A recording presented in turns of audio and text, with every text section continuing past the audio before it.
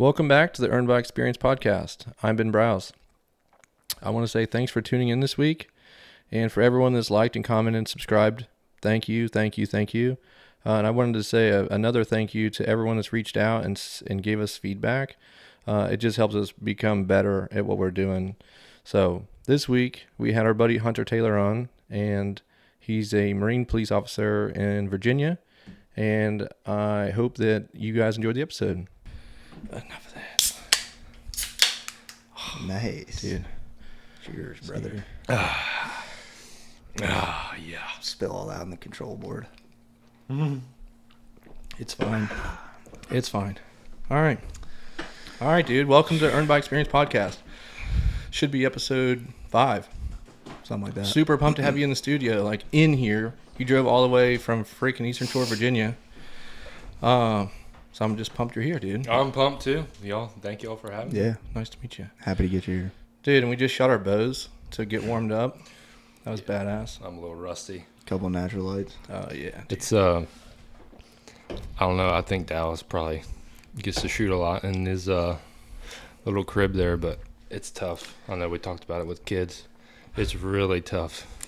It's funny people think that. I really don't, because I'm shooting everyone else's bows. But You're still shooting. I know, I'm still shooting. I'm getting the muscle memory down. But I should shoot more. Yeah. Yeah. So we got Hunter Taylor on, right? That's me. Hunter Taylor, dude. Super pumped. So what I know about you is you grew up in Eastern Shore, Virginia. You played travel ball growing up. Yep. You went to University of South Carolina. You were drafted by the Cubs. And you're currently a VRMC officer. VMRC, yep. VMRC. I always mess it up. Almost I had it. know, everybody does. It's so I'm just a Marine police officer, but I work for the Virginia Marine Resource Commission. Okay. Yep. That's cool. Our main office is in Fort Monroe, Virginia, which is straight. If you leave in Hancock, it would be like pretty much straight across the bay. It's actually closer by boat, but that's where our main office is. And then we have a northern area, covers the northern part of Virginia on that side. Nice. Middle area, southern area, which is like Virginia Beach, everything, and then Eastern Shore, obviously, which is all of us from the Maryland line to pretty much like the middle of the bridge. Hell yeah. Yeah. Dude, pull your mic up just a little bit. One of the things that I got feedback on was killer was that. So Yeah. where I talked Different somewhat wavelengths. close. Yeah. And someone else is further. Yeah. I was listening to that one. And I had to have my volume up for your buddy on here. All the listeners know. And then you would talk, and I would be like, "Oh my gosh!" Yeah. Just the difference in it. We're working it out. Yeah, dude. But no, I'm pumped you're here. What because I got confused when I figured out, or when you were VMRC. Mm-hmm. Yeah, I always thought, because we just have DNR up here, but I guess because the water's so big down there, you guys just dedicate to the water, right? Yeah, so obviously we have down at home, they're not DNR. We call them game wardens. Same thing. Yeah. The game wardens handle, it's kind of cool though. So the game wardens, their kind of main priority is hunting, deer, ducks, that kind of stuff. Our main priority is obviously water-based, so crabs, clams, fish, oysters, blah, blah, blah. But we can both intermingle. Like we both can they can do our job, we can do their job. We like to say this because we can, but we have more authority, if you will, than a state trooper or anybody like that, because I can pull you over in a car, I can give you a ticket on the water, I can check your deer, blah, blah, blah. But we kind of, we stay to what we do, so they kind of let us handle the water stuff, when we let them handle the hunting stuff. But it works good because there's always somebody covering each side. Yeah. And like up here, obviously we have a lot of hunting, but in the summertime there's so many boats up here.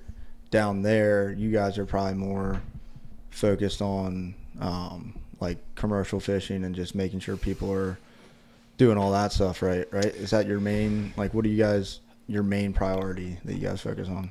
I would say both. I mean, it depends on the season, right? So obviously this time right now, cobia, I mean, fishing is our probably biggest thing, but people are still crabbing. We're still checking them. It kind of changes with the season. Like in the beginning, in the early spring, just crabs. There's not many people fishing. They might be catching some black drum or something like that, but not a lot, so we kind of focus more on the commercial side then. And then comes the winter where there ain't nothing going on. You're just at the boat ramp chilling. Yeah, we're checking oyster. I mean, oyster season, that goes through the winter. But it's, you're in one spot, and they're really only coming to Saxes. Occasionally, the Tangier guys will occasionally come to like a Nancock or something, but that's pretty much all we do in the winter. Spring too, flounder, when the flounder show up, oh yeah, we're busy with that. I bet, because people are like, it's just a flounder. Not really, there's just so many flounder. Yeah. I hate to say it, people here, but like we got like the capital of the world for flounder. Yeah. Now I'm sure everybody's been to Watch Spring, but yeah. Do you find a lot of people? I mean, I know you guys are doing checking and whatnot and safety and just making sure that their boats are licensed and all that. I guess that's the majority of it probably, but are you guys not targeting, but finding a lot of people that are like taking more than their limit and all that? I mean, I know the majority of the stuff that you probably focus on is like the boat registration, safety equipment, all that jazz. And I get that. It's pretty important. That's a tough one because I think if you ask, 50% of us will probably say yes, 50%. Me personally, no, I do not see that many people keeping to me. Occasionally, and they're probably frequent flyers. Mm-hmm. They're probably the same ones that have done it before, and we know who they are. But it's been really good. I would say, I don't know, maybe the last 3 years.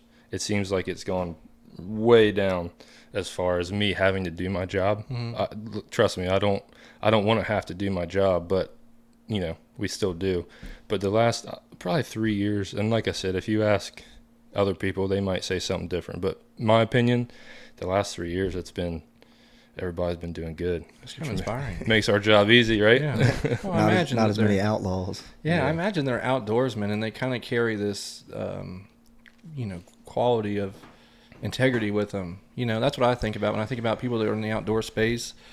They're just regular people, and I can't imagine they're doing things purposefully to be harmful because they're considering the water, not overfishing it, and the deer management and all that stuff. So that's the way at least I think. But I'm also naive to that type of stuff too, because you hear about people that are out spotlighting deer and going fishing at night and just slaying them and keeping whatever over the limit. So yeah, and look, don't get me wrong, I'm sure it still happens, but I don't think it's anywhere close to what it used to be as far as people doing any of that spotlighting, going out, just destroying fish. I think a big reason too is like there's a lot of there's a lot of podcasts, there's a lot of people on social media that I'm not going to say those people watch religiously, but they see it and they're like, oh man, like maybe I should do the right thing here. Maybe I shouldn't, keep 300 fish. Yeah. What another question I had with the cobia, because cobia changed 2 years ago. You can't gaff them anymore in Virginia. You have to net them. No, it's more than 2. Really? Oh yeah, that was time flies, brother. Yeah, time flies. I want to say that since I've been hired. No. Yeah. There's no way. Really? I'm pretty sure. Well, whatever. Either way, how many people do you still catch doing that? None? Well, you haven't caught them yet, but there's definitely got to be some guy. I actually talked to a guy in my shop today, and I was talking Don't to say him. any names. No, he didn't. He didn't actually gaff him, but I told him, because I was like, you've been fishing all this summer. He's like, I've been cobia fishing. I'm like, what, down in Virginia? He's like, yeah. I'm like, you can't.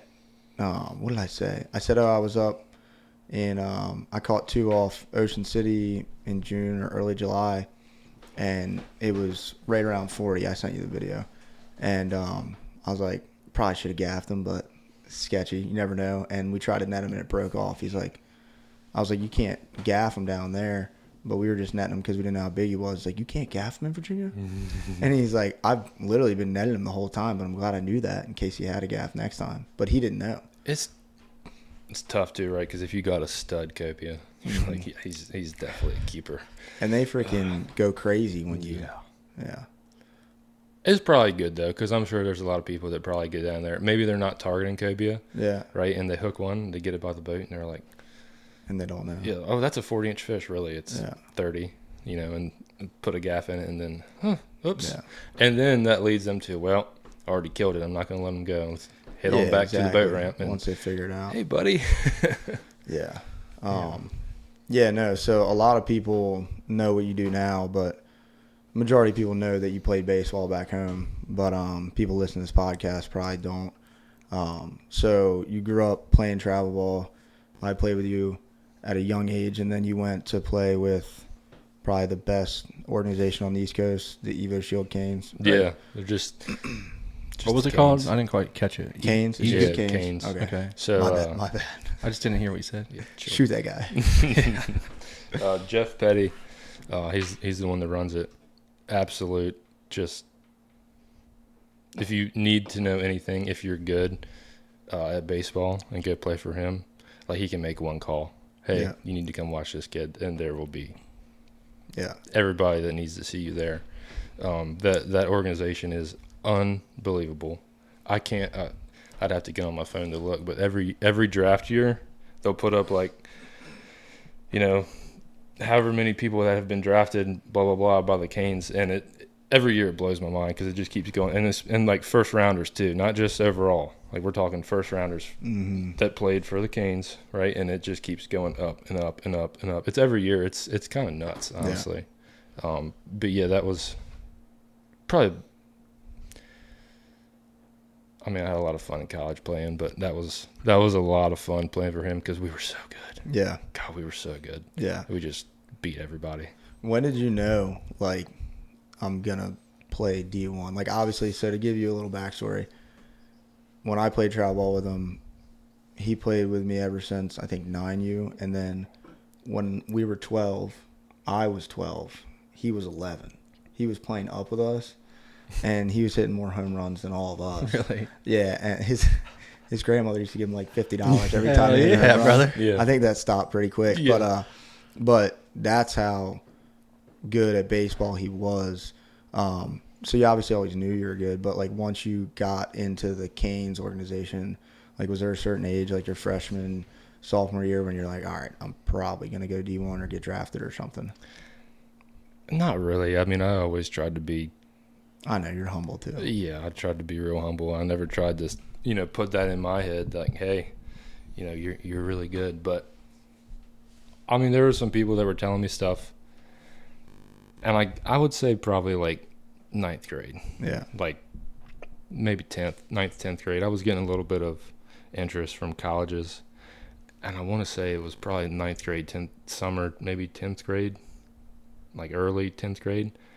The letter, like, a lot more interest came, and I was like, oh, maybe I might be onto something here. The thing is like when you're playing baseball too, which when you're young, you don't care about that stuff. Yeah. I mean, you could play baseball and hey, mom says, hey, you got a letter from this college. Oh, cool. I'll look at it later. Yeah. I'm going in the backyard to throw. Yeah. And obviously as you get a little bit older and maybe realize, hey, I got a chance to do something pretty cool here. That's when that's kind of when it changed for me. I know Jamie. Mm-hmm. He was big in helping me realize that. But yeah, I don't know. I wouldn't say there was a specific time. It kind of just all happened. Yeah. I mean, just kind of rolled into, hey, you have a chance to go do something pretty cool here. I like it. Being down there in Virginia, and I only say this because I know a kid that's coming up and he's trying to go pro. He's a savage. He's probably, 15. And when my kid was getting into baseball, just local Berlin Little League stuff, and he came to the baseball field and was hanging out, throwing with them, showing him some stuff. Does the area down there kind of support that type of bringing up with baseball being, I guess it's outdoors, whatever, small town, I guess he's from Virginia. I guess I should have said that. So that's what makes me think maybe there's something to water down there or something. I don't know, I'll say this. It's such a small, group of kids. Like up here, how many little league teams do you have in the 11-12 age group? So you got Berlin, Willards, West Salisbury. I don't know if there's East Salisbury, Wycomico. I mean, how many teams? Oh, teams on it. Would you? I can't remember. Probably 8 or 10. I don't know. We've got like 2. Yeah. Right. So there's not a lot of kids in the area. Okay. I was thinking it was the opposite. That's why I was asking the question. Because Well, I'm he's thinking. on the north side of the bridge. So, yeah. You get down like Virginia Beach, it's a different story. Okay. We got cornfields and water, baby. He's got Well, I get it. I know the area. It's just, he's got one light in his town, and that's and only not Dude, one. we light. got 3 now. Come on. But seriously, no, it's like wild. It's well, I just thought maybe with being a small area that these kids are outside playing baseball, and it might breed more of them. Yes. Know? So that's kind of why I asked the question. This kid's a savage, man. And honestly, he's probably going to go pro. Shout out Dalen Linton. He's actually taken his time and showed my kid a lot of stuff. But I just wondered down there, and then, just the small knit stuff. If that's what I was gonna say. So like we have 2 teams, maybe 3 on a given year. So those kids play together all the time, right? So, and I coach at Nandua. I coach at high school too. I'm an assistant coach. Oh, nice. Yeah. So those kids start playing together when they're T-ball, right? T-ball's crazy, by the way. Oh, That is nuts. You were a coach, weren't you? I was, and then my son was like, he was either gonna play lacrosse or T-ball, and we skipped a year of T-ball and went to lacrosse, and then this year he played pitching machine. I was like, thank God I couldn't watch T-ball again. You retired? Yeah. It's like watching paint dry, and they're just building sandcastles. I don't know what T-ball you've been watching. The T-ball I watch looks like craziness. Well, it's just crazy kids running all over, Yeah. but it's just like you're just like cringing inside, like watching it, especially with your kid and whatever. Anyways, go ahead. But I mean, it's cool because those kids play together their whole life, right? And every now and then they might go to a different high school. Not many though. They play at Central, which is where we live. But once it kind of helps. It's good for us because once they get to high school, we don't have to worry about like team bonding or anything. These kids know each other. They know each other. They stay at each other's house every night. So it helps in that aspect. It helps a lot. On the other side of that, we don't have very many kids, to pick from. Makes sense. Yeah. But I would say here lately, we've got a good crop of kids coming up, especially that are younger and kind of getting to that point, and they seem to just love baseball and eat it up. So we're looking forward to that. Hell yeah. That's badass. Yeah. Again, like it's tough for us because when we go, like the coach at Nandua, Luke Brankley, he coached the all-star team for 11-12, right? So you got 2, maybe 3 teams of kids to pick from for all-stars, and they're going and playing Virginia Beach, who has hundreds of kids probably that they could pick from. So it's just tough, but we hold our own. Hell yeah. We sounds like it. Yeah, we tried to bred one of you out of there. So. Yeah, dude. So, oh man. Good. So you went to University of South Carolina. Did you play baseball there too? I did. Okay. I did 4 years. Hell yeah. Lordville was my freshman year. Was it It had to be 15? I graduated in 2013. 2014 Yeah, was my freshman 2015. year. Yeah, so 2015. 2015. 2015 was my freshman year. Played my freshman year. I played a decent amount. Split time with another guy. Sophomore year, not so much. We had a couple kids come in, and one of them was just could not get out. I was fine with it. I sat there on the bench and did my thing. Tried to be a good teammate. Junior year, kind of same thing as my freshman year. Kind of split time, and then my senior year, I made a big jump. Hitting, I was always good catching and throwing, but my senior year, I made a big jump hitting. Kind of got the whole year catching was pretty much mine, which was cool. What I kind of wanted to talk to you about that because growing up, obviously being from Olney and playing travel ball around here, you're always the best kid on the team, other than the Canes, right? Like, yeah, that all changed with them. But you still were at the same level for the most part. You know what I mean? You were starting the whole time, pretty much, or sharing time with another catcher or whatever. But pretty much your whole life, you're one of the top, if not the top players. Then you go to South Carolina. I remember you having a good freshman year, and then I remember your sophomore year. I'd be watching. I was like, dude, what's going on? Like, then I remember calling you, like, dude, this kid, like, And it's funny he says that. Like, a lot of kids don't have that attitude of he just can't get out. Like, I'm just, whatever, that's cool. We're going to win. No, I was happy. Keep doing your thing, man. We're winning. Keep going. But I guess my question is... You mean, so I'm not a baseball enthusiast. So when you say when you can't get out, you're not getting seat time or you're not getting play time on the field? No, like, the kid batting wasn't getting out. Like, he was getting hits every time. Like, he was getting on base all the time. And so he was like, all right, well, keep going. We're going to win more if, you know what I mean? Gotcha. But, yeah, my question is going from that, going to freshman playing, sophomore that, and then I think it's your junior or your senior year you got a new coach? Senior year, you got a new coach. And if I remember this story correctly, you've always been like a hard worker and like doing the best you can, but did it make you realize when you had that conversation with your coach and he came up to you and he was pretty much like, yeah, Hunter, you're too fat to start at this level? Is that what it's word for word? Is that what he said? Yeah, I mean, pretty much, yeah. Never really met the guy. Like, we had a meeting.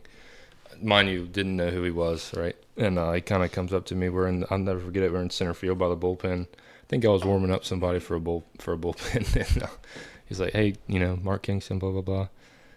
He's like, if you want to play this year, man, you're gonna have to lose some weight. You're a little fat. And I was like, come on, are you serious?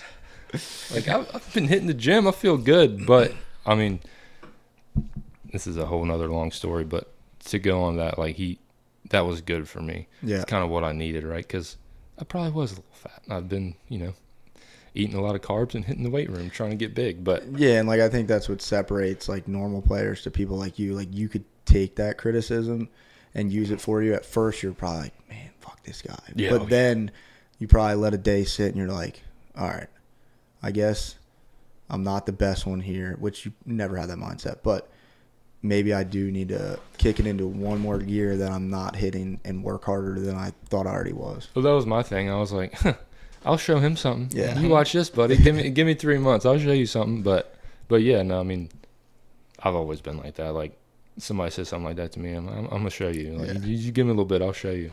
But it was good. I mean, that's what I needed. I'm not gonna say that I wasn't sedentary. I mean, same coach for 3 years, and then that's a big thing too at a Division I school. Like, new coach coming in, bam, you have no clue what you're getting. You don't know the guy. But it ended up working out really good because that was kind of like a refresher. Like, hey, let's get it going. Come to Jesus. Yeah, yeah, and that was for all of us, especially like the seniors and juniors who had been there a little while. Kind of, new blood in the water. Yeah. But it was good. I'm very, very happy that he came because that year was giant for me. Yeah. I forgot what I was going to say. I guess it was about all that. Just that whole process. I kind of had a brain fart, but yeah, dude, I don't know. It's a crazy process. It's a lot. Oh, I know what I was going to say. No, you coming from only kind of like the same thing. I remember seeing him on like TV and they'd be like doing interviews and I was like, there's no way. Like, this is Hunter right now. Like, if you don't, like, you got a little bullshit with Hunter, but like I know him. He's one of the goofiest people, like funniest people you'll meet as far as just joking around. So seeing him up at like the post game doing interviews and reporters asking him questions. Yeah. And you were just handling it so well. It's kind of weird for me because it's like, dude, I don't know if I could do that. It's one of those things that separates you, like, rising to the occasion. Was that weird for you at first? I think it's natural, though, isn't it? It definitely took a little bit of getting used to because I wasn't used to all that. I think I still get crap for this one. I can't remember when it was. I think it was at Nandua. They did some, like, I think it was one of the news channels came and did something at school at Nandua. I think it was my senior year. But, like, we're in a huddle after the game.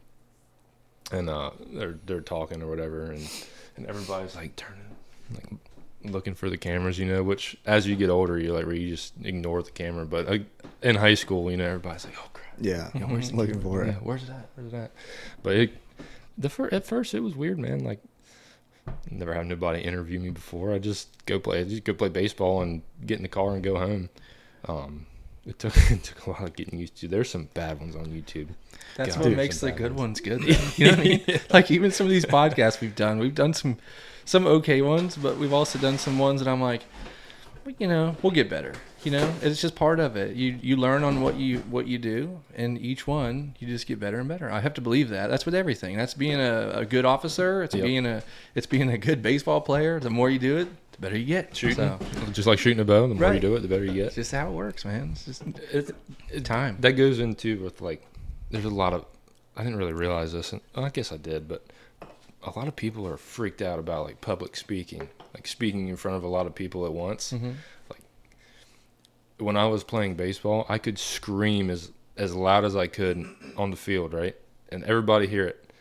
But I go to school and I got to get up and talk for 36 seconds in front of a classroom, and I'm like, oh God, I don't want to do this. Oh my God. Yeah. Put me on that baseball field, I'll scream at your face, right? But Same way, man. I never, ever, ever wanted to be in front of a crowd in high school, but at the same time in high school, you're in your own head too. You're like, man, these people, blah blah blah. They think they're, not that they think, but like you think, whatever. It's just a lot of things that you don't know yet. So you're still on the offense side, I guess, or the defense side. it's a weird thing.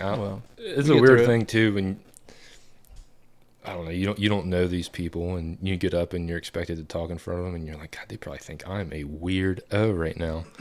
If they knew you, they would think that. Yeah, too. well, I am, but then in reality, they're like, man, this guy's really good at baseball. I want to hear what he has to say. Yeah, I never thought of it like that. I thought of it like they probably think I'm so weird. Yeah, we'll talk on that too, because South Carolina, going back like to their history, as far as sports wise, baseball is like their number one, right?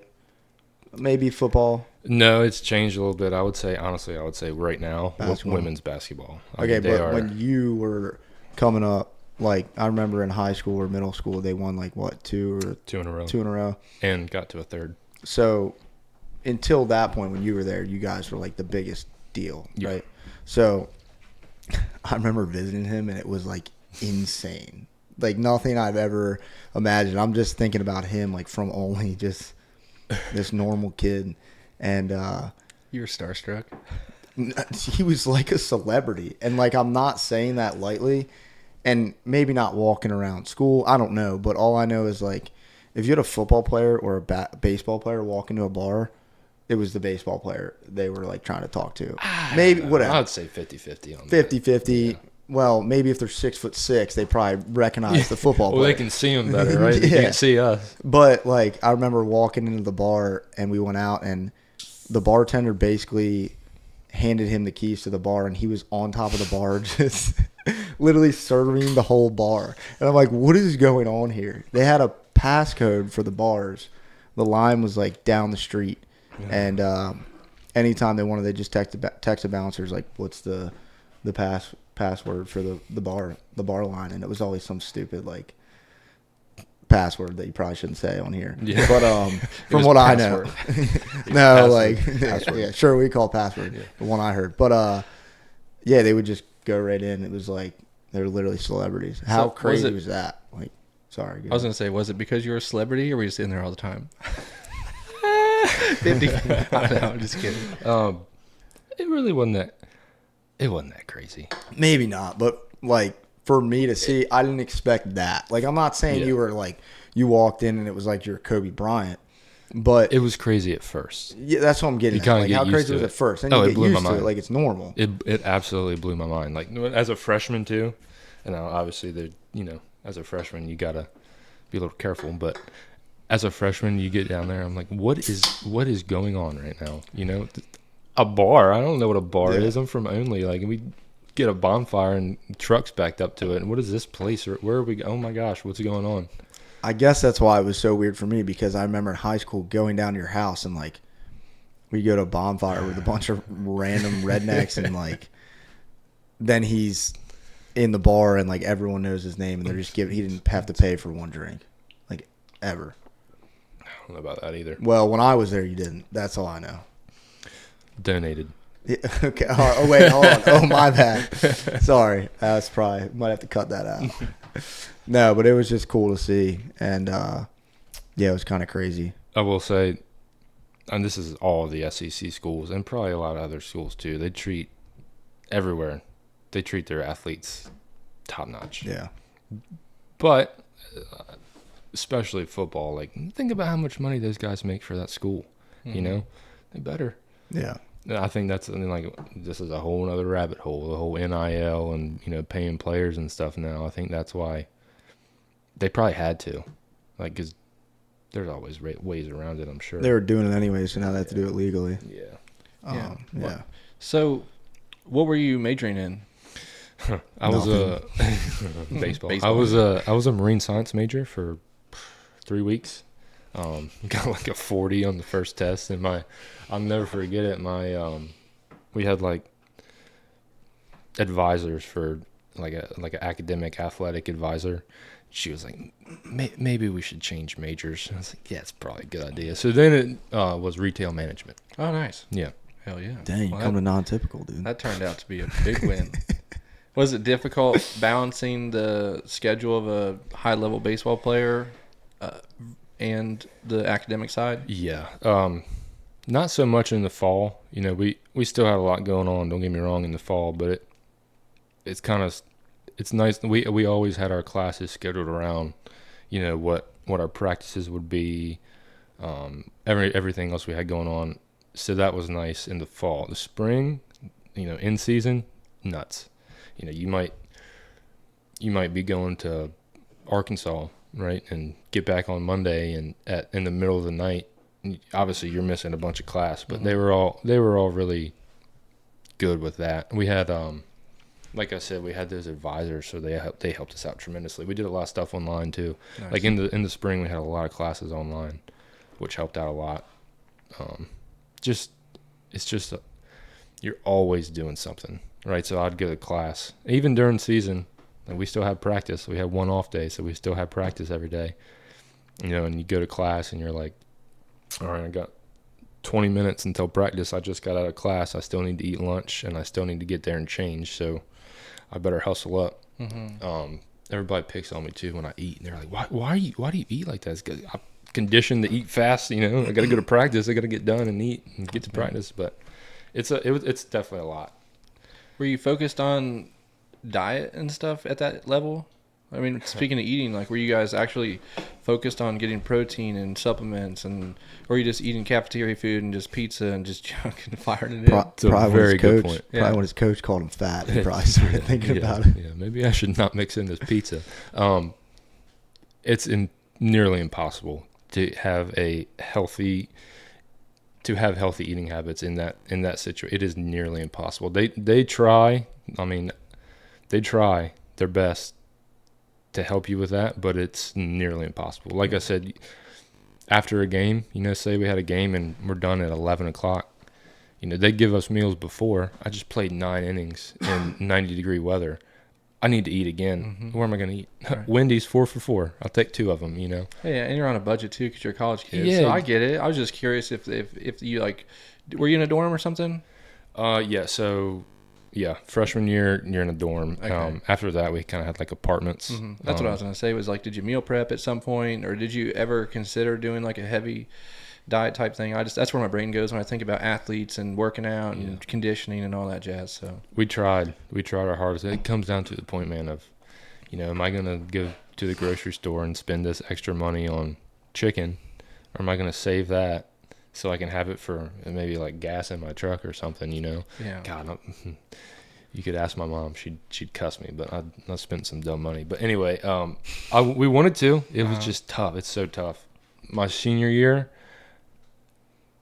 after he said that, I did, and made a world difference. I mean, I lost 15 pounds like that because I was just so used to eating on the go, you know, blah blah blah, all the stuff that everybody says. And I just forced myself, right, to, hey, you need to do it. You really need to do it. And I did it, and I still do it because it helped me out so much. And to this day, I did intermittent fasting. Still do it to this day. Really? Yep. I remember he told me about it, and I was like, what? I was going turkey hunting with him one time. And I did it for like 3 months after that, which I probably shouldn't. I probably should try to put on, like, and actually work out. But I lost a bunch of weight and got like super cut without even really working out that much. It's kind of crazy how it works. It's different too. Like, I will say, being done with baseball and super active stuff for the majority of the day, like you need to eat a lot. You have to, or else your body's just going to go, you're not going to have any energy. Now, when I'm really not doing anything during the day, or if I'm working, just kind of driving around in the truck, sometimes I forget to eat. It's because my body don't really need it. Easy to do. Yeah, it's real. It's easy to go get something to eat, right? But now I've done it for so long that my body's like, if I go get something that's not good, my body's like, why'd you do that? Mm-hmm. God, now I feel like crap. Yeah, it's nice that you're in tune with your body. It's taken me a long time to really figure out what it's saying and what I'm feeling, and that's a whole nother different subject, but not to get on that. But it's nice that you know that. Yeah, I think it comes with age too. Like when you're young, you don't care. You don't have to care. You don't have to care either. Yeah. Like you can just eat whatever and it doesn't matter. And not that we're that old. Well, that's what I was gonna say. Like I say when we're young, like a lot of people would say we're young, but I feel like I'm old. Well, you also caught your whole life, so your knees probably don't feel that good. I know you got a hip problem. My knees feel great, dude. My knees. I mean your hip. Yeah, your hip. That's what everyone says. Everybody always says. I know. Like, oh man, you caught for all that time. Your knees probably hurt all the time. My knees are great. I wake up every morning, don't have a problem with either one of my knees. My hip. I just had hip surgery, you know. Did you really? Yeah. I had a torn labrum in my left hip. I remember exactly when I did it. That was 2018, in my senior year. I remember when I did it. It wasn't bad. I mean, it wasn't to like the point of I need to go get it looked at. It was just like, oh, that didn't feel great. Mm-hmm. Kept going. After I got done playing, same thing. Wasn't that bad. And then fast forward all these years, she was FUBAR'd. Wow. Yeah. When did you have the surgery? February or something? March 5th. Okay, so not that long ago. And then it was turkey hunting. I was like, dude, you're not gonna be able to turkey hunt this year. He's like, no, I just talked to the doctor. I'll be good. Yeah. I was like, all right. I had to sweet talk to physical therapist, but she let me go. It was good though. I came out of it. I was lucky. I was good. Surgery went well. Everything went good. I did rehab every day like I was supposed to. And I was good. I was good to go. Do you think that you had some background in like sports medicine tips and tricks and therapy and things like that? Because that's another thing that I've never even considered, getting into the gym and eating good and whatnot. I realized, if you have mobility issues, you can go see a sports therapist for that type of thing. That I only think of the medical system, our current system. So was there any help in that, or did you seek out any sports medicine therapy to help before I got surgery? Yeah, that, or was there any considerations like going into the surgery of knowing that you have a background in sports and you have all the tools at your availability that other people don't think about? A little bit. I think the problem for me was that I waited so long. I waited, what's it been, 8 years? Yeah, something like that. 2018. Yeah. Yeah. Seven. About to be 8. Yeah, so I waited 7 years. I will say though, the doctor that did it, he came in, never met the guy. Didn't know him from Adam. I got my MRI sent over to him, and he walked in, and he's like, I'm going to assume you probably played baseball, and you probably were a catcher. And I was like, yeah, how did you know that? And he's like, your hip. I see this all the time. Is it from you switching your hips when you're going to throw someone out or something? It's just... Or like moving like this to get an outside fastball or inside whatever? No, I think it's just... when you abuse your body that much. I just know you said you did it. You felt it when it happened. Yeah, I think I was actually stretching. I was stretching before a game when it happened. Sucks. Yeah. Could you like? You gosh. It was just from stretching. Yeah, I was stretching before a game. That's terrible. I don't know about that. That didn't feel good, but it wasn't bad enough. Like I know, but like out of all the things, it would have been like cool if you're like throwing someone out or something. No, I was just stretching. Yeah, don't even get me started. Just make up some cool story. I'm gonna delete that. Yeah. Tell us what really happened. Yeah, I got in a giant fight. I beat up like 15 people at once. But no, that's how you talked about how like I know I keep saying this, but your coach calling you fat to getting your diet right and like intermittent fasting, carrying it on to now.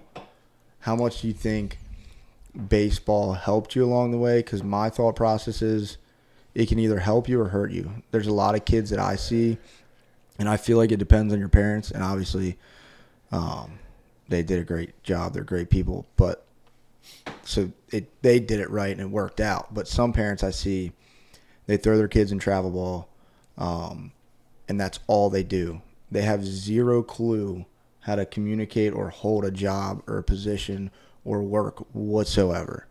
So I think it can really hurt kids like that because they do that their whole life. They go to college, they play baseball. It doesn't work out, like getting to pro or whatever, and then they're just like, what the hell do I do now? And they've never experienced it.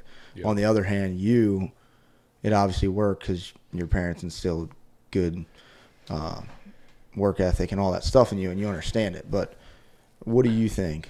Like, you think it depends on the parenting and all that stuff? Yeah, yes, 100% yes. But I think there's also a lot of other factors, right? I think if you're a kid, kind of like what I was talking about earlier, say you're a kid on a team, maybe you're not playing every game and we're gone, right? Going somewhere else so we can play. What does that teach a kid? I'm not playing. Let's just go somewhere else, right? So you train when you get older, it kind of follows with. But on the contrary, if you stick with something, in my opinion, if you stick with something that maybe you're not good at, you stick with it and practice and practice and practice and keep doing it and trying to get good at it, you're going to get good at it eventually. I mean, how many people come in there to your shop that have never shot a bow? Dude, I saw him shoot earlier. He's pretty damn good. Yeah. You would think he owns a bow shop. Yeah. I'm a product of it. He's way better than you. All I could think about when you were saying that was that exact thing, and it's 100% true. Yeah. You can do anything you want to do if you want it bad enough. Yeah. But I guess a lot of these kids are so, like, they don't know any better because it's just their parents running their lives to an extent other than them playing baseball. To see the problem with that is, like, when you're young, you don't know the difference. Like, they don't know that their parents are doing that. Yeah. It's not their fault. They're just, dad, mom and dad said I'm going to play with Coach Jimmy instead of Coach Johnny, It's hard to say that about the kid. I know. I'm just saying, like, for you, like, when you bring your kids up or whatever, like, obviously it worked out for you. And, you know what I mean? You had a work ethic after, but I feel like there's some kids that, not that they don't, but they're so focused on baseball that they don't look outside the box to figure out what their future might hold for them. 100%. If it doesn't work out. It's tough too, like, not ever, you go look at the stats or how many people play Division 3, 2, and 1 baseball. It's not a lot. When you get talking about the number of people that actually go play after high school, right? I mean, there's some high schools that it's tough to play for, but a majority of them, you're going to make the team if you're pretty decent, right? But when you get talking about after that, it's not a lot. The percentage goes, doo. Yeah. And you get talking about, like, D1, doo. And then after D1, oh, my God, it drops off. It's like 0.0. So they almost expect it, you think? Yeah, like, you gotta go into it with a mindset of, like, this is how I always was, always will be. There's always somebody better than me, always. So I always have to try and be better than that person, but they're always going to be better than me, right? I think a lot of people get comfortable with, I'm good. I'm pretty damn good. I'm good here. And then everybody else passes you. You're like, what? Why is everybody else getting better? It's because you've been doing the same thing for 3 years. You haven't gotten any better. You've been doing the same exact thing. Like, I do some hitting lessons with a few kids, and I tell them all the time, I'm not here to make you hit good in the cage. I want you to hit bad so we can fix it. Like, I'm gonna throw you balls that you can't hit because I want you to be able to hit them. I'm not gonna throw you a ball right down the middle every time and you hit it off the L screen and me say, "Good job, you're doing great." That's good advice. Like, you're only getting better if you're failing. Couldn't have said it better. Do you think that helped you in South Carolina? Like, obviously, you're one of the leaders your senior year. Yeah. You think that mindset, whereas, like, your junior year, you really didn't play. Your senior year, you came in and people gravitated towards you just because you had that, like, lead. I would call it, like, silent leadership almost. Like, obviously, when you're on the field, you're loud. And you are loud. I was pretty loud, too. Yeah, pretty loud. But do you think that mindset kind of helped you become 100%. One of them? Yeah. There's not a good way to say it. Like, if you ask somebody, they can't explain why someone does it. It just happens, right? But for me and for a lot of the kids in my senior year, like that's your last year of baseball, probably. I'll say it. I mean, for me, going into my senior year, I didn't think I was going to play after my senior year. I thought I was done, you know? So it's, at that point, it's, hey, I'm not playing to go on. I'm playing because I want to win, right? So it turns into a, hey, if you're not doing like a freshman, say it's a freshman, but he's good. You're not doing what I think is good enough for us to win. Like, I'm gonna get in your ass. You're gonna you're gonna either do it or you're gonna hate me, right? Until you do it better, and then once you do it better, I'll be your best friend. But until then, like, I'm a dog you until you get there. Yeah. Does that make sense? Yeah. No, I get it. It's you just it's expect the same from everyone else. Yeah. To gain the respect. And I can say the same thing. Like my sophomore year, it's so different when you think when things happen to where you know, hey, I'm probably done doing something after this. It changes your whole perspective. Yeah. I played baseball. All I knew my whole life was baseball, and I got to that point, beginning of my senior year. I'm like, this might be it. Holy shit, you know? Yeah. Like, this is all I know. What do I do after this? So that's why we're gonna, if this is gonna be it, we're at least gonna try and win, you know? But, yeah. Do you think that mindset of you like thinking that it's over, not thinking that it's over, but knowing you might not get drafted, helped you when you went through the whole process? Oh yeah. And can you explain that? Because, like, obviously you get drafted, you cracked partial crack in your vertebrae, right? Yeah, there's a big long name for it that I'm not even gonna try and say, but it was like a stress fracture in my L4 vertebrae. So they do the physical for the draft This is before after. the super regional, right? No. They don't even do one. You're just in the draft. Yeah. And they just figure you're playing is fine. So you get drafted by the Cubs, and then when you get there, then they do the physical? Yes. So you got all the way over to, where was it? We were in Mesa, Arizona. I believe. Okay. Yeah. I was there I like to joke I had the shortest baseball career of all time. It's like a week. I thought it was a day, so that's. I thought you told me a day. No, it was like a week. But yeah, I got out there and I had a pretty good idea that there were some serious problems going on back there. But I mean, I'm not gonna say anything. Yeah, like, obviously. Yeah, we're gonna wait and play this one out and see what happens. But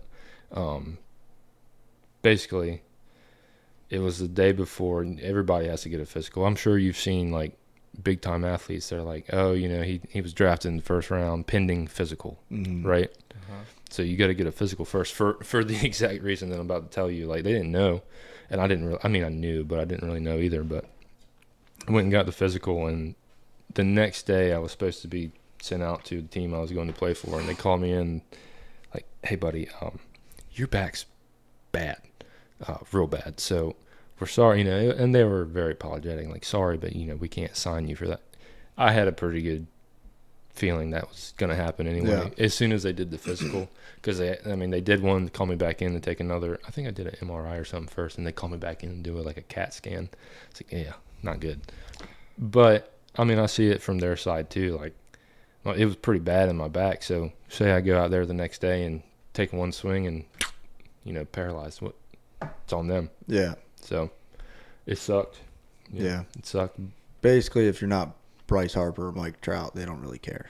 I know. Not that they don't care, but like an injury like that, it's like you said, they can't take the risk. It's a big investment, man. It's when you look at it, it's a business. If you look at it from a business standpoint, it's an investment. Yeah. The insurance company's even looking at you like, hey, you may not want to insure this guy. You know what I mean? Or your premium might be higher. So it's like I'm a 1972 old car, basically. Yeah, that's a bummer, man. And look, don't get me wrong, it sucked, but kind of going back to what we talked about, at that point for me, I was like, I still wanted to play. Don't get me wrong. It was still, hey, I'm going to try and do everything I can to get this straight. Kind of fast forward a year, I wore a back brace for. I remember you coming to my shop. That was forever. I think I wore it for like 8 months, 9 months. Yeah. Wore a back brace, and still had to do rehab after that. It was like a year where I couldn't really do anything. And in baseball terms, not playing for a year is about that's dude, you could not have at bats for a month during the season, and you're like, your timing is completely jacked up. Really? So it's like when you're in somewhat of a slump, like you might get sat down and you're like, fuck, dude, how am I going to work out of this? It's so hard to work out of it if you're not getting played in time.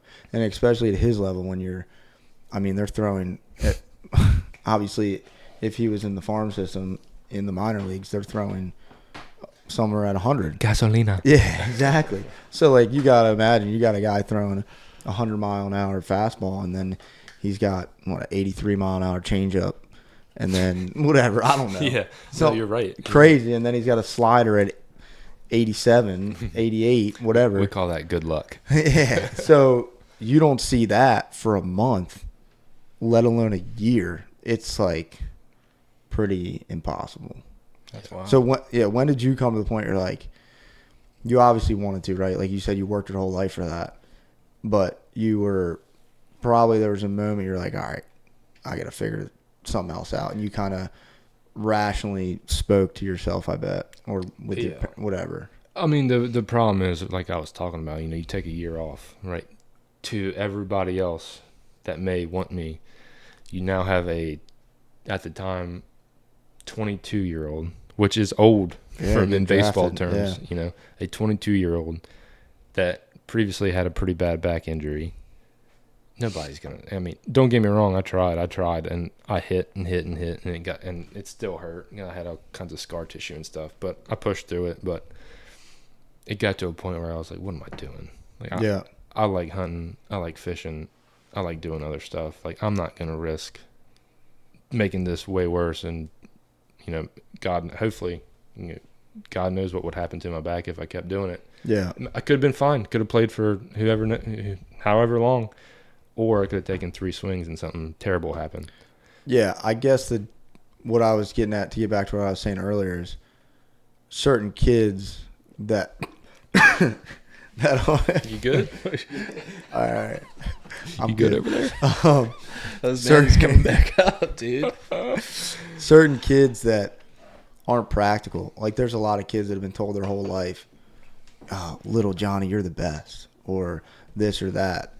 I know a lot of kids that are like, yeah, I'm going to go try to play independent ball. And you obviously got drafted. You're like, independent ball is not going to do anything for me. Whatever. You know what I'm saying? Yeah. But so many other people that have played in that travel ball and college system their whole life might just be beating a dead horse for years and years because their parents tell them a certain thing and that's all they think about. Yeah. That was me getting back to like how your parents raised you. Shout out Scott and Melissa. Hey. To, I guess, have a rational head on your shoulders and have that work ethic to understand, you know what I mean? There's a certain point and there's more to life. It comes to a point. I mean, this is the same thing like you said with life. You got to make it. You got to make decisions, right? You got to make all kinds of decisions that you probably don't want to make, but you still got to make them. And that was, at the time for me, that was the biggest one of my life. Obviously, I wanted to keep playing, and then you got to weigh the options here. Like, what are my options? Mm-hmm.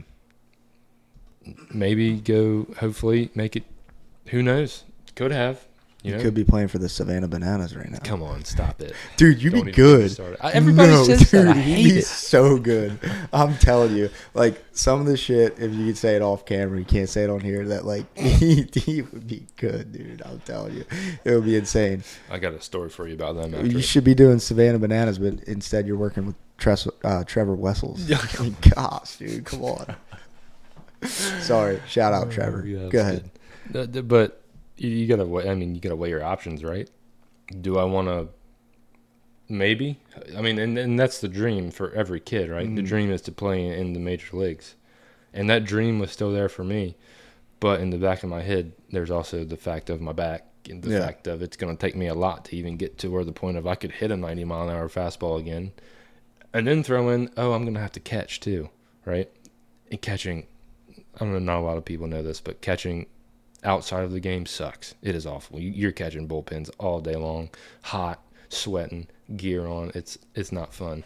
I still loved it, but it's just not fun. I get it. But them get thinking, do I want to do that, or do I want to figure something else out and go try and have a the next best life, right? Get a job, start a family, stuff like that. Now you got like 8 kids. It's too many. No, it's a lot. But yeah, I don't know. It's just, I think so. You know, my mom was obviously devastated, and my dad was devastated. But I looked at it as you know, big man upstairs. Everything happens for a reason, right? I got to spend another year with my granddad, and he passed away. Maybe that was the reason. You know, I don't know. Yeah, it's crazy you say that. Me growing up, like grandparents wise, I didn't have like grandparents. Like Really? I did, but they really weren't like grandparents. And I like rest in peace to them, but I don't feel bad saying that because Is it a generational age thing? I don't know, but I see. Well, I'm just curious because some people grow up and they don't really have grandparents because they're way older. Like it just depends on when your parents are born and all that jazz. Yeah. So that's what I was asking. But you don't I get mean, too. I had grandparents, but like I see my parents and my wife's parents, and what they put into my kids is just like It's crazy. insane. Yeah. And I just didn't ever have that. So like when I would see someone's grandparent pass away or this and that, I'd be like, whatever, I don't understand. Until like you're saying, I saw or heard that your grandfather passed away, and I was like, I get it now. Yeah. Like he was so close to them, and he was hilarious. Yeah. He was a man. So I was just throwing that in there because it was cool to see that and see how close he was with them. So that's a cool thing that you realize everything happens for a reason to get the good out of it, you know? Yeah. You got to, or else you just sit there thinking about the bad forever, and it's not good for you. Mm-hmm. And I mean, to this day, I still every day think about baseball, but now I've learned to kind of turn it to what can I do to help somebody else? Maybe, you know, in a way. I got a 2-year-old that hits baseballs and hard plastic balls all over the house, and it makes me mad sometimes. But I'm like, well, at least he likes baseball. Mm-hmm. Yeah. You picked a good dad to have. I can hit with you. Yeah. That's killer. Yeah. It's freaking awesome. I don't know. It's life. Comes at you pretty fast. The lefts and rights that we take to lead us right where we're at, man. Yep. That's kind of the mindset behind the name of the podcast, dude. It's literally all those little things that at the time is a decision or it wasn't your decision, but somebody's decision that leads you down your next path. And that's interesting to me where you ended up and you're so positive. Like, well, like I said, what else would you do? You know, like you just going to sit around your house and cry about it, or are you going to get back up and be like, dude, you know what? It is nothing. You know what? I'll go back to regular life, and I think it might even be better. So, you know, That's something I was gonna say too. Like, what are you gonna do? Sit around, like you said. What are you gonna do? Sit around all day and cry about it? You're gonna get up and I did, not necessarily that, but after that happened, I was like, screw baseball. My whole life, I dedicated my whole life to this point, to baseball, and baseball just did this to me. Like, screw baseball. Give it in the moment, though. In the moment, right? Give it 2 years. Can't stay away from it now. Yeah, It's like- in it's like the the circumstances. Sorry. It's like the girlfriend. Like at first, you know what I mean? You get heartbroken and then you get over it. Yeah. True. Kind of. I mean, sorry, I didn't mean to throw that in there. No, it's in the moment. That's all you can think about, and it's hard to wrap your head around what's next. I know I've not had anything crazy like that happen to me, but it's just with everything. It could be a decision that, you know, you're all hyped up. You're going to go on a fishing trip, and all of a sudden the motor blows up, and you're like, well, that's disappointing, you know. So it's just dealing with it. Yeah. And that's with everything. So the bad, like, that's not bad because I've gotten a little bit better, but like I said, I didn't know anything else but baseball and hunting. I've always hunted. That's why I love hunting, because baseball was in the summer, hunting was in the winter. That was my two things. Like, you got to have a hobby. Anybody that plays a lot of baseball, you got to have another hobby. You can't. It can be your whole life, but you still got to have something else you do, right? And that was my thing, was hunting. My dad's been taking me hunting since I was old enough to, honestly, probably before I could walk. So that was my thing. And hunting helped me a lot, you know, after that, because I didn't have anything to look forward to except hunting. You know, let me go put 67 cameras out and, you know, see what's going on. Go get chiggers, you know, and That helped me a lot. You shot a pretty nice deer that Same first year. year. Yeah. It was not long after I got my back brace off. Yeah. I remember the picture. You still have long hair, I think, in that picture. I did. Yeah. Yeah. Yeah, maybe that was a plan. You never, Yeah. All that happened so you could shoot that deer. Yeah. you never know, man. That's what Dylan would get out of it. Yeah. He'd be like, God, I'm so thankful So now I get to thankful. shoot that deer. Yeah, I mean, it was good hunting and even fishing. I think I went fishing when I was still wearing the brace with Trevor one day. It was awful. We caught so many cobia in one day. And I was wearing a back brace and I was like, this sucks, right? I wanted to get back to playing baseball because I was wearing this big back brace. And we were catching fish, but still I was like, this isn't fun. Like, I mean, it was fun, but it's not my kind of fun. Yeah. I'd rather sit in a tree stand and not see anything. But I don't know. You got to have, even now, like still to this day, you can't. I see a lot of guys that their whole life is like work. If that makes sense. Oh yeah. He's big on that. Yeah. Their whole life is revolved around work. Like, you can't be like that.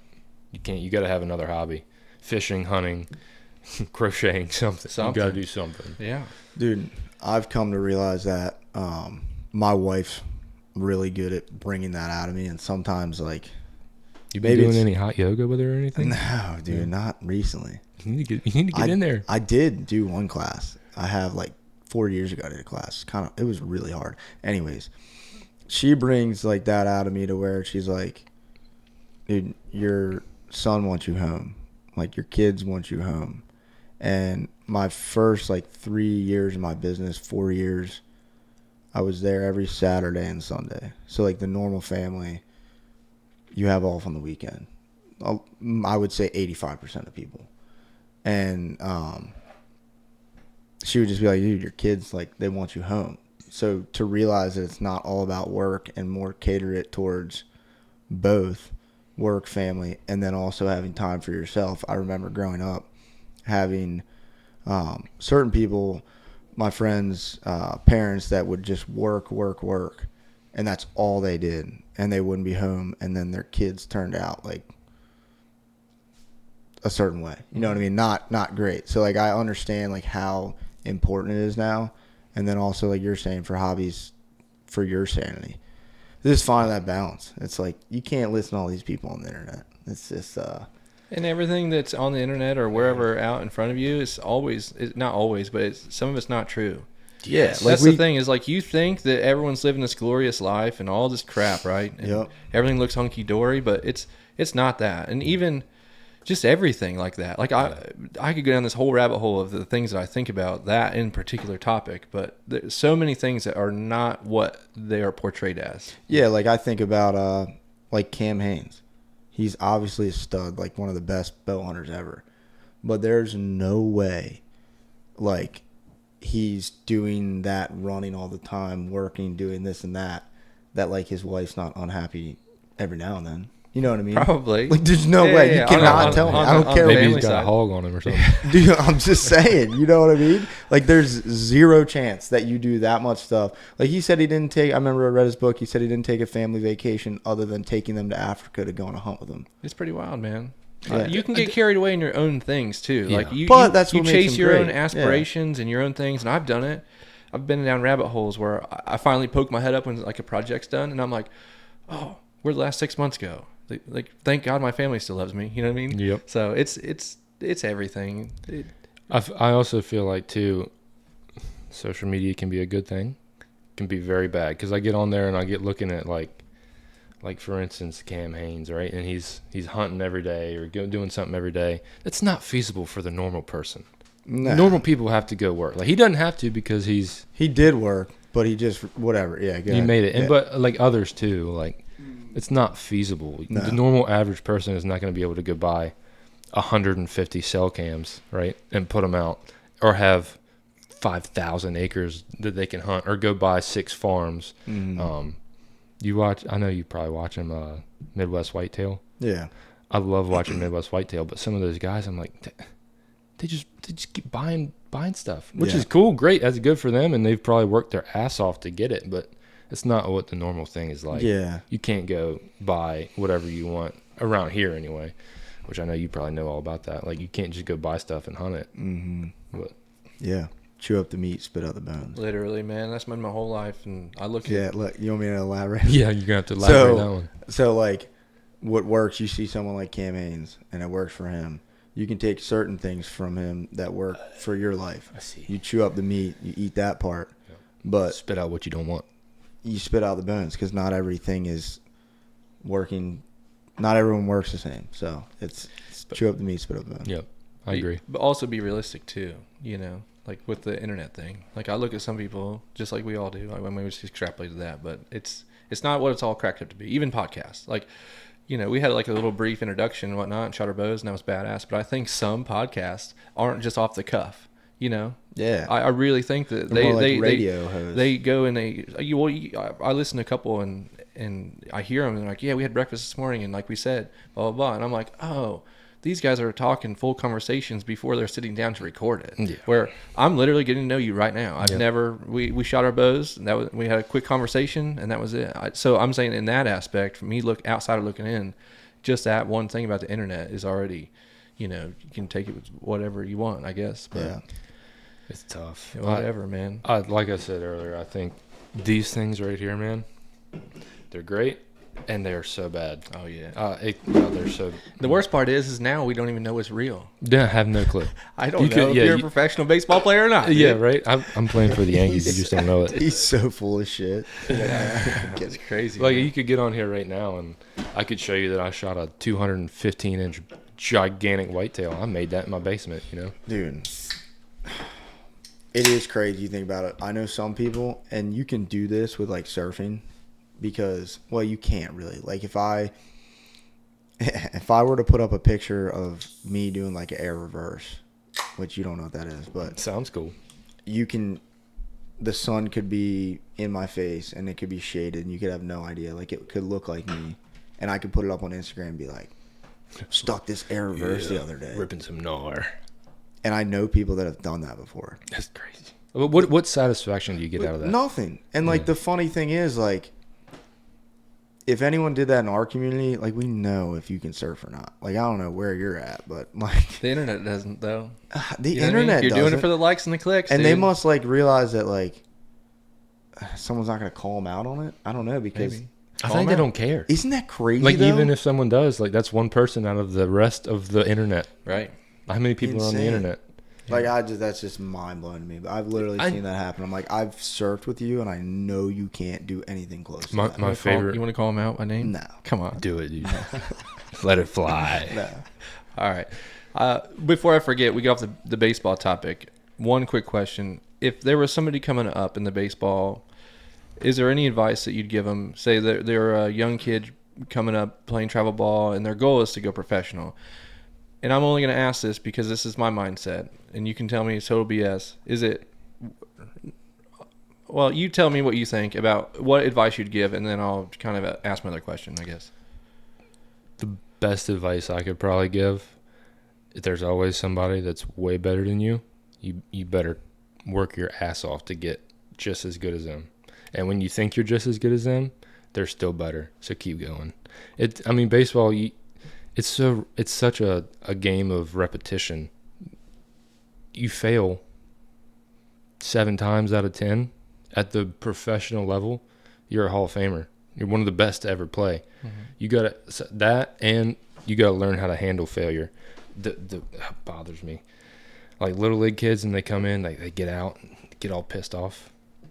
Dude, you're batting .520. You're fine. You got out one time, right? And I know little league, you're supposed to do pretty good, but you got to learn to deal with that failure. Right. So just dealing with failure. Yeah, it kind of ties into like hunting. Mm-hmm. How many times do you go hunting compared to how many times do you see something that you might shoot compared to how many times do you shoot something?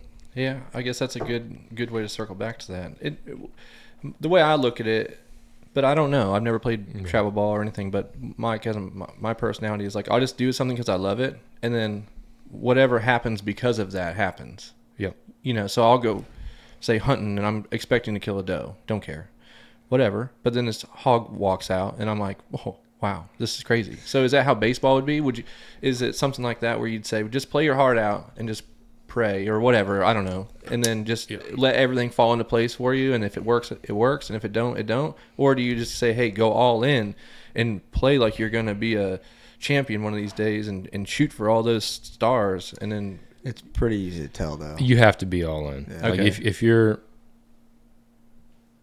good, you're probably good because you are 100% all in. okay, so not just waiting for things to fall into place. No, Okay, I don't know. I would say no. I would say people could get, and correct me if I'm wrong, people could get to your level, Division I, based off talent to an extent, and then you could not start or sit the bench or get drafted or not get drafted.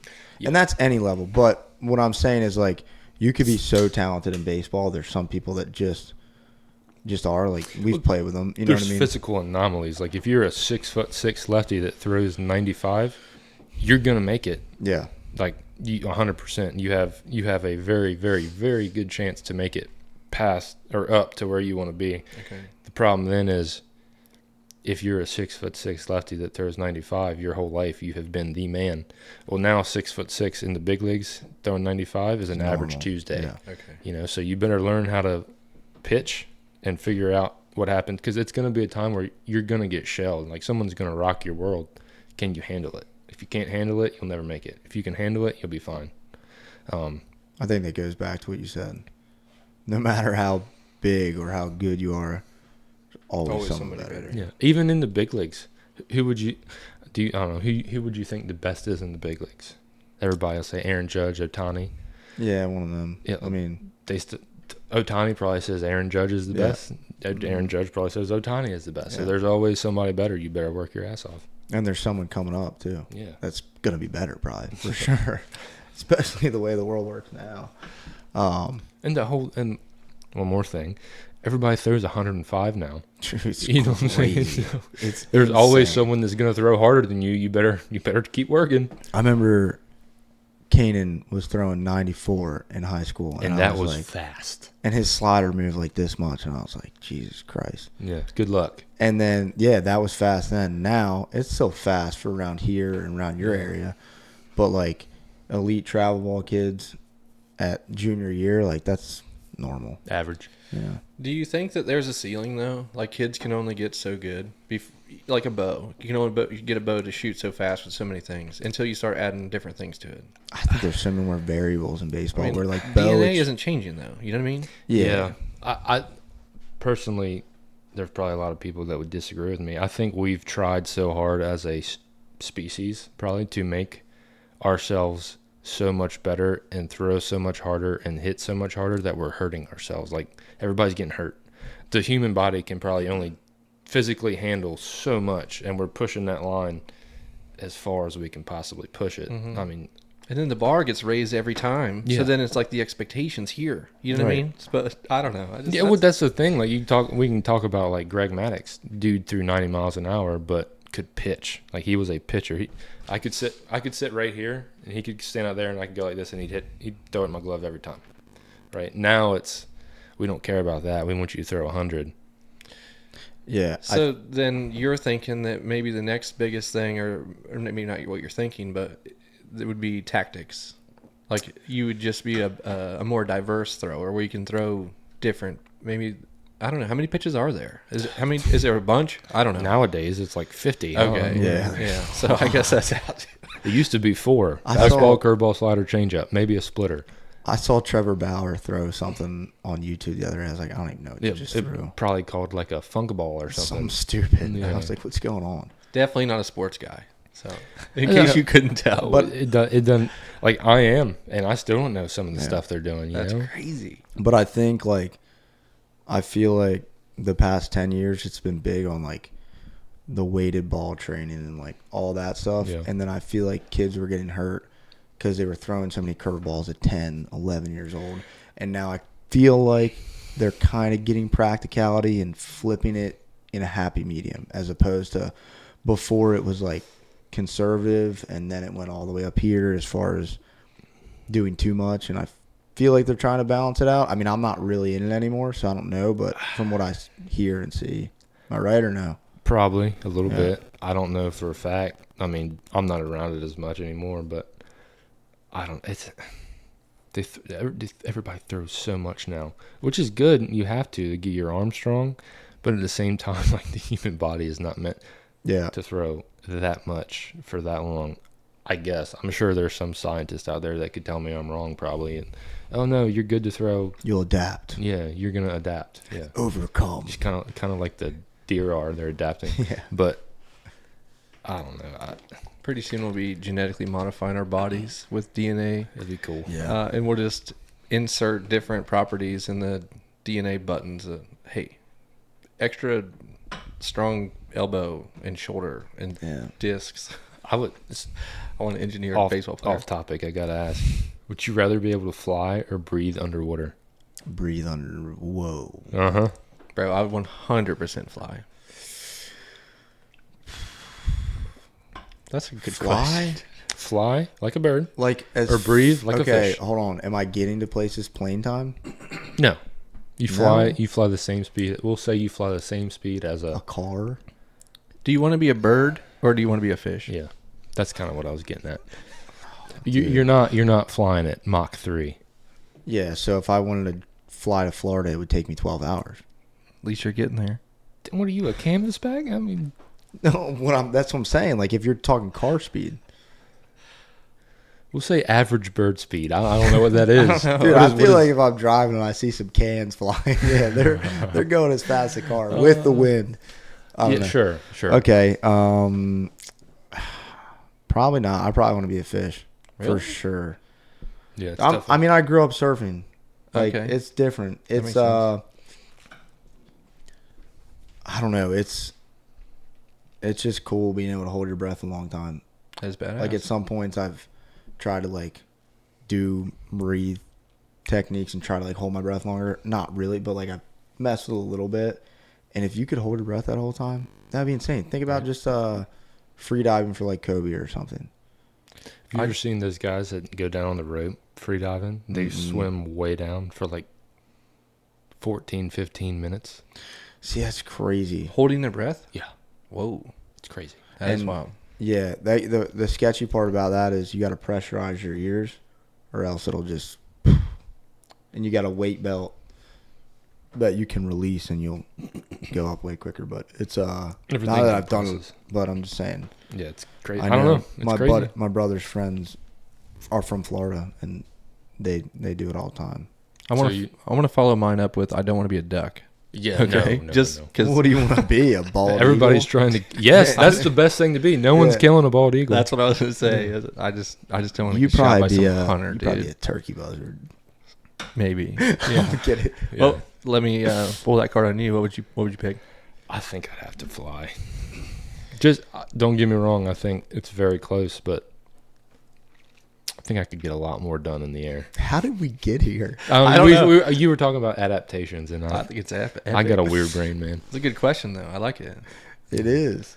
That is hilarious. I would love to fly. Yeah, That'd be cool. killer. So would I. I mean, yeah, obviously, but you asked me to pick, and I said fish. So. Yeah. Fishing's cool. It's close for me. I know. It'd be really cool to just jump in the water and I'm good. It'd be crazy. Yeah. Dude, think about it.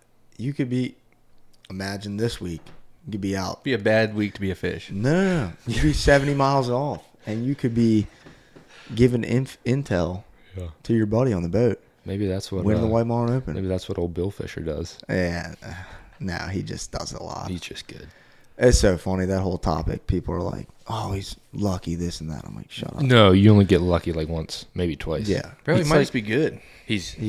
You know what I mean? He does it all the time. I know. I'm just saying that's the cold hard truth. That He boat's was- in Mexico. It's in Costa Rica. That boat's all over the place. It's not like they're not just fishing here. It's like Dylan talked about the other day. You can get lucky once, but the White Marlin or any of these tournaments, catching the big fish is lucky. Anyone can catch the big fish. But the more times and the more fish you catch, the better your probability is to catch a big fish. And that's just what they do. They do have the most releases every year. Not every year, but I'm saying that's what they're good at. Yeah, I agree with that. You can get lucky with the big fish. Once, luck. How many times has he won? He's won twice or 3 times? Twice. I think he came on In the second. podium, right? And then It was first, and then second, last year he won. and then he won the Mid-Atlantic. He won the Yeah. White Model in the Mid-Atlantic the same year, and then he got second another year, I think, and then this year he's there now. That's not luck. No, the guys that caught the blue marlin, the 900 pounder or whatever, they came into my shop today. No kidding. Yeah, they're really cool. badass. They're from North Carolina. You tell me you had a podcast. You want to bring him on? No, I didn't even think about that. Did they buy a lot of stuff? Oh, he bought a pair of hunt pants. They were cool. He was like, dude, I had to come in here and look. Maybe I'll buy a lift if I end up getting this check on Sunday. You better buy 4 of them. Yeah. But no, they're like, yeah, Duffy knocked us down. We're still at like 1.4 million or something. Darn. No, that's what they said. They said, you know what? They're like, it's sad that we're upset about going from 7 million to 1 point whatever. Like, it sucks, but at the same time, dude, that's a lot of money. I had a little bit of luck one time. I can tell you, we won. Oh yeah, the Wahoo. Yeah, we won like 11,000, and that was mind blowing. Yeah, for me. yeah. Yeah, that was Awesome. nuts. Is that up here or down there? Yeah, we fished the Poor Girls Open. Megan caught God, if you hadn't asked me, I would have told you. It was a big Wahoo. Oh, yeah. Weighed that in and ended up winning first place for Wahoo. And we're in a 25-foot boat, dude. That was nuts for us. Dude, that's huge. Yeah, it was crazy. How far out were you going? I think we were at the Poor Man's that day, like 60 from Oh, we went out of Shinkatig. Hey, how do you say it? Shinkatig? No. Or Shinkatig? Shinkatig. I say Shinkatig, but you hear a good old boy, they say Shinkatig. Shinkatig. How about the 100th anniversary of the pony swim? Dude, I was on the phone with him the other day, and my wife is so extra. She just wants to do shit all the time. And we're going on a tangent right now. But he was talking to me, and he's like, I got the pony swim tomorrow. And I almost said, dude, you have the pony swim? That sucks. And then I caught myself. I'm like, don't say that out loud. Because she'll want to go to the pony swim. Dude, I bet it was busy. And he said it was nuts. crazy. Oh, did you work it? Yeah. Oh, I didn't think about that. Are you in the water? Yeah, on a boat, yeah. No kidding. Yeah, there was so many people. Wow. Yeah, it was nuts. We do it every year, but this year obviously was a little bit different. Anniversary. Wow. Everything worked out though. Everybody was good. Got That's home good. on time. Everything was good. Just Shinkatig. Have you ever been to Shinkatig? Yeah. Not You're a big kind of place. saying it like that. No. Shinkatig? There you go. You said it fast before that. Go ahead. Not a big place, right? No, And it's you get talking about. I think I can't remember how many people they were expecting, but like I think 40, 50, maybe 60,000 people. And it's only That's a 2-lane crazy. road that goes to this little tiny dot. Yep. That's getting out of there has got to be worse than leaving any sporting event ever in history. I don't think they get out. I think you're stuck. You were honestly. probably laughing at them on the boat. You're just driving on your boat. No, I was not laughing. Quite the contrary. Why? Because I say this nicely. Just people that wanted to get as close as possible to what could happen to the pony swimming, and there's a boundary of where you can be, and some people wanting to push that as much as they possibly could, but everything worked out. It was all good. I'm not gonna complain any more than I already have. It's just so many people in such a small area, man. That oh my god. I don't even know how the businesses and restaurants can support that many people there because it's literally like what? I mean, I don't know how many restaurants, but it's not enough to support that many people. It can't be. and the bugs are terrible there. They weren't bad. bad. They weren't bad this year. It's like Aztec. When you go to Aztec, it's like Aztec with the town. Like, imagine living there with all those horse flies all the time. It'd be terrible. Couldn't do it. Call me soft. I'll hunt in it, but I'm not relaxing in it. You got that sweet blood. I do. Yeah. No, Some people have seriously. that. Yeah. Brody actually asked my mom the other day. He said, when Uncle Dylan and Dallas were younger, who got bit by bugs or whatever? He said, Dallas. I don't know what it is. Some people have it. I got smoked. I still get smoked. We were just having the conversation like 2 weeks ago about me standing next to my buddy, and he was getting ate up, and I'm just sitting there, and he's like, dude, it's something in my blood. I don't know what it is. I think it's like O negative or something. Or, No, you're just a dick. They don't yeah, wanna they mess don't with like you. me, dude. I think it's a certain blood type that they just are attracted to somehow. Yeah. I think there's some scientific data behind it, but Knock on wood. They don't get me. Yeah, same thing there. It's rough. You hear this guy? Shit. Dude, so, what else was there to unpack? You're a boy dad to 3. Yep. How's that? Wild. It's wild. Yeah. It's absolutely nuts. Every day is. Boy dad. So only boys. Yep. Yeah. Two stepchildren, 10-year-old twin boys. They don't even. I mean, he knows. You've never seen them, but they don't even look alike. Really? One's like 6 inches taller than the other. Yeah. No way. One's got blonde hair. One's got brown hair. One's short. One's tall. They don't even act alike. Same birthday. Same birthday. One was born like a minute later than the other one. Wow. Yeah, and then I have in mine is he's 2 and 3 months now, and he is wild.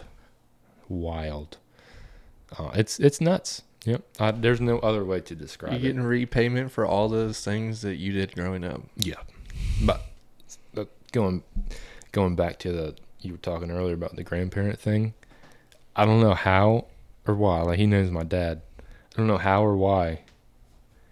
He can do anything in the world to my dad, and he won't say a word. He'll say, "Yeah, let's go do it." I could be like, "Dad, are you cooking dinner?" "Why? You want something?" "I'll probably do." Blah, blah, blah. It's so funny to It's hear that crazy. about your dad too. Yeah, it's nuts. He That could, is like, I went in the house one day and my dad's in the floor rolling around with my son. I'm like, "What are you doing? I've never seen you in the floor before. What are you doing right now?" He's like, "Playing with Colt." I have some theories on that. I honestly wonder if, this is just my own brain thinking about it. I'm like, man, because, when you're a parent, not that you push your kids off, but like you're busy doing stuff. You got to mow the grass, take care of the house, blah, blah, blah, blah, blah. And your kids are constantly like, hey, do this, this, this. Is it like your grandparents are like making up for the times that they pushed you off? And now they have the second chance to redo that stuff they wish they did? I never thought of that. I think it's that, and also That's like good. I wonder. That's a good point. I did so many dumb things with Brody, like from age 1 to 4 probably, that I look back on now. It's like, I'll never do that with Banks ever. And I mean, you were an only child, so maybe your dad is just like, I don't know, taking it that route too. Well, he's getting like a second chance. That's what I'm at saying. Raising another child, Essentially, too. like helping in the part of it, but I also think that he knows at the end of the day, he's going He wants home. to go home with you. Yeah, he can give him an icy. He can give him ice Yeah. cream. He ain't worried about it. Hey, come pick your son up. Hey, come pick Colt up. It's time for Colt to go home. That's I don't got to know. be the best. Yeah. Oh, it's great. Yeah. But it is crazy, like the difference in children. Like Brody, I just like expected so much out of him at a young age. I don't know. It's hard to think about. You had a girl and then a boy, so it's different. Like you parent them different. But like when I had Brody, I remember I brought him to wrestling. And I think it was 4, and it's 4-year-olds to 13-year-olds. And I didn't wrestle in high school because I played JV basketball. It's like one of my biggest regrets. I wish I wrestled. I didn't do it. But I realized like I was intimidated too if I were to go do that. He went into the wrestling thing. It was like 3rd weekend, and he was running around laps. 4 to 13-year-olds. Like 13-year-olds are bumping into him. And he just like breaks down. And I like lectured him in the car about like not quitting. He's 4 years old. Yeah. I'm like borderline yelling at him. Like I am yelling at him. Like you can't quit something in life. Like if we start it, we have to finish it. Mm-hmm. And looking back, I'm like, you're an idiot. Like what are you doing? As a high school kid, I would have been intimidated walking in the wrestling room. And this kid's 4. Yeah. And there's 13-year-olds running around them. So that's just like kind of how I'm relating it to maybe your dad is just like same thing. It's like they get a, like you said, a second chance. It's just, Yeah, I do that same thing, and then I think back on like when I grew up, and I'm like, man, my parents were so patient with me, because like some of the things that we can get fired up quickly about, like that, don't quit, blah blah blah. Yeah. I just look back at my parents, and I'm like, man, they were so patient, or just anybody, your aunts and your uncles and all that. Like they weren't getting fired up about much, at least for me. They were like super patient. they just didn't expect much out of you. All right, nobody had high expectations for me, dude. Shut up. You'd still be intimidated in the high school wrestling gym right now to this day. Dude, I'd be intimidated just going in the high school, man. Those kids are They're ruthless. dude. They're different now. Yeah. It's crazy. They are. Oh shit. I coached the high school baseball team at Nandua, and they say stuff, and I'm like, I would have never said that to somebody. I know. You know, I would have been really scared to say it. But, I mean, I give it back to them. So. Dude, they say random stuff now. Like, you know what 6'7" means? No. No, okay. Brody said it the other day. I know the 8's after it. It's like some saying. So I don't. Anyways, go ahead. It's just the crazy stuff they come up with. They come out of your mouth. You're like, what did you just say? I don't know. Yeah. So is that what you're doing these days? Is find yourself coaching, trying to give back a little bit to the community, local stuff, schools, or what? Yeah, I coached a high school team with the same guy that coached me, and it's good. That's so badass. It's cool, dude. So he coached you growing up, saw the whole rising, then the dealing with whatever, and then now you get to be side by side with him. Yep, dude, it was badass. It was kind of funny because he asked me one year, and I was like, "Luke, I don't have time, man. There's no way." Next year, I was like, "Fuck it, I'll do it." Mm-hmm. And ever since then, it's a little bit tough with my schedule at work, but I get there enough that I have a good time doing it. Hell yeah. I get out there, and that's probably why my hip got messed up. I get out there and hitting with them and stuff, and it's fun. What's cool, it keeps you active too. It does. You know what I mean? And then you're probably remembering things and hanging out and then giving them tips of professional advice, really. You know how people say, like, oh, if I know now what I knew, or if I knew then what I know. Just gonna get in that with you. That's what I try and like instill in them. And look, I get it. As a high school kid, nobody wants to hear it. But the ones like some of them, I can tell that it works with. Mm-hmm. And majority of them that can take that, they might not be the best baseball player, but they get way better. That's what we're here to extrapolate. Exactly. Is even when somebody's right there in your face telling you, hey, this fastball is thrown this way, or whatever the advice is that you could give them, you listen to it and you're like, okay, I know the mechanics of it and blah, blah, blah. But then it just boop, one ear and out the other. It's like you got to live it. You have to live it and experience it, and you would never know where you might be up or be at if you didn't have that lefts and right turns that led you right to where you're at. So I think that's not like, again, I try to be as humble as I possibly can, but I think that is one of the cool things about me, playing there and doing pretty good. It's like some of the kids are like, damn, like he was pretty good. Like maybe I should listen to what he says. That is nice. Yeah, and some of the advice that they take more serious because it's coming from you. You're right. That's badass. Like the whole failure thing. I'm big on that. Like the whole failure thing. Like, hey, you're gonna fail. You're gonna strike out. You're gonna pitch, and somebody's gonna hit a nuke off of you. It's not a matter of if. It's a matter of when. Good. It's how you handle it. Yeah. And good. The ones that they, like you said, failure though, or that whatever, they hit it, and you're like, you know what? It's never happening again. That's with everything. Or, good luck next time, buddy. Mm-hmm. You gotta have a little bit of that, competitive edge, that dog in you. Yeah, there you go. I'm so I'm so glad you said that though, because the year I got back from college, I coached at Decatur too. Did you? Yeah, I was the outfield coach. They're good. Huh? They're good. Yeah, we were decent that year. We had a kid that was supposed to go to Miami. Either way, exactly what you said. I wish I would have known that. Yeah. I was the type of player, you played with me, I'd come back in, I'd be pissed, and I'd do something stupid. No, I'd punch the fucking brick wall or something dumb. Yeah. You know what I mean? Like, I just get so mad. And I think, like, that is better for sports like football or wrestling, whatever it may be. It's better for sports like that. Like, it's good in that to an extent. Like, you can harness that anger. With baseball, man, it just doesn't help you. It doesn't work. It shows that you care, but I remember this one kid. He was one of the nicest kids, like, off the field. When he would get out, he would get so pissed off. But ground ball in between short and third or whatever, second, he's literally running like there's a freaking, I don't know, a wolf behind him. Yeah. Right? Busting ass. So I'm watching this, and I'm like, he comes in and he hits his helmet on the bench. And I'm like, in my mind, I'm like, I don't even care. Like, I know he cares that much. The other coaches are like, fucking, what's his name again? And I'm like, let me go talk to him. Like, Dude, I was the same way as you. I literally used to do this all the time. And I specifically remember, like, it carrying in to some at bats and stuff. Like, don't worry about it. Yeah. Like, love the hustle. We see that you care, but just tone it down a little bit and clear your head. And just like you said, I wish I would have known. So it's so different when you're in the moment. You literally have, like, blinders on. You don't see it. And that comes back to life. Yeah. Say everything. Yeah. And you didn't have that same problem, right? You were more like... Don't get me wrong. I got mad, but I wasn't... You got mad, but not in, like, in that sense. You almost harnessed it better. I personally, say I got out, I got mad at him. Yeah. Maybe the pitcher, like, you got me up. Yeah. Next at bat, you are screwed. Yeah. I'd more so beat myself up and, like... So...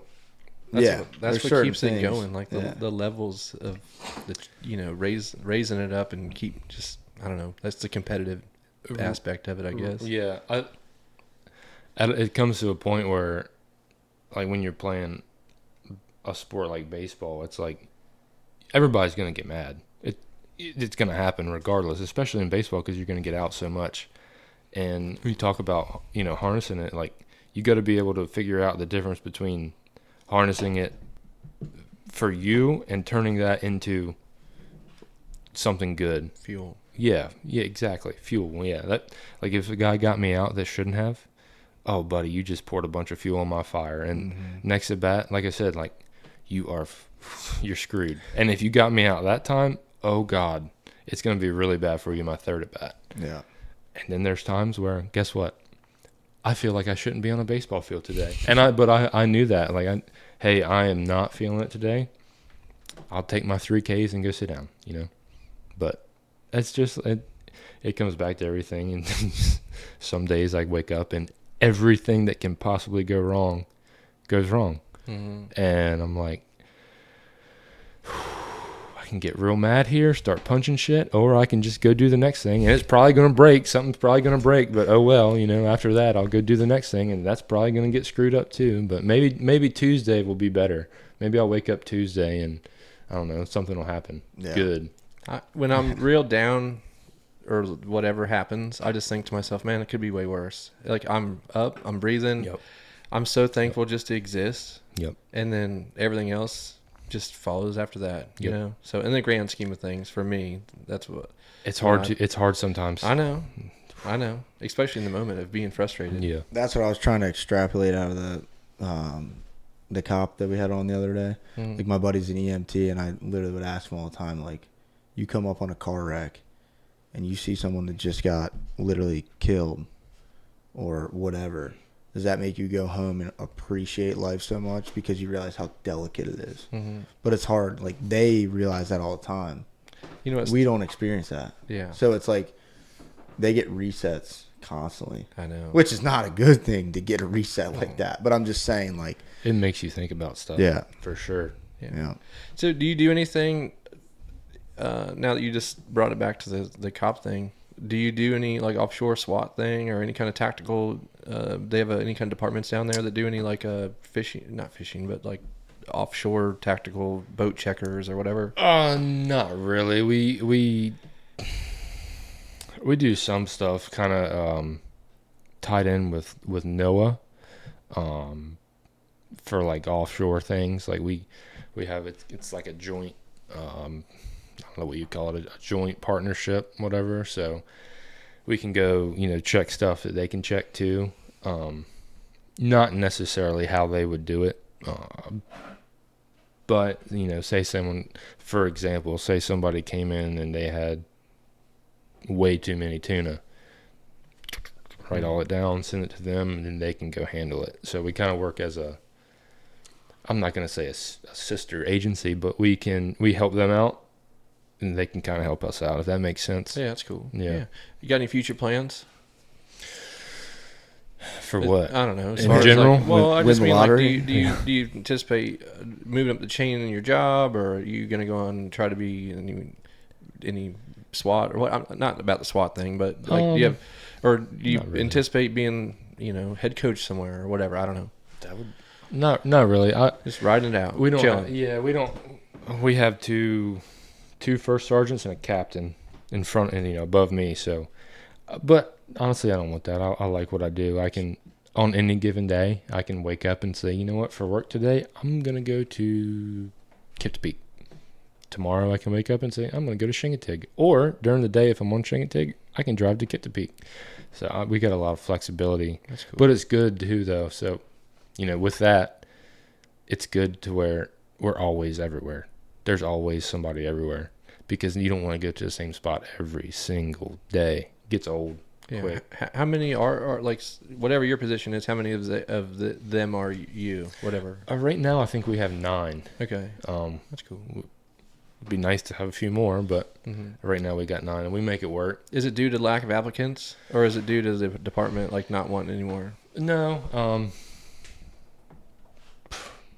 It's a whole nother topic, but okay. Budget. a little bit of both. I think there's a lot of people that would love our job. It's just It could be better in the whatever department. We get it. Gotcha. I get what you're saying. That's cool. I gotta pee. Yeah, dude. You want to go ahead and Well, you're gonna real fuck bad. up this podcast after Well, this? no. Okay. we're probably about to the point to wrap it up. Anything? Yeah, no, I think Okay. it was pretty awesome. Yeah, I got to pee too. Yeah, But, I got something to give him. Oh, nice. Give me. Oh, dude, I saw that dude. sitting over there. Hey. I wonder what that was. Yeah, now he texted me earlier and asked for it, but he That's asked me how badass. much it was. I said we'll figure it out, but yeah, I wanted to give it to you. I appreciate you coming on, dude. Dude, It was badass. cool because like I've known you for a while, obviously my whole life pretty much, but extrapolating this information out of him was pretty cool. You know how hard it was for me, like 4 times, not to just rag you. For what?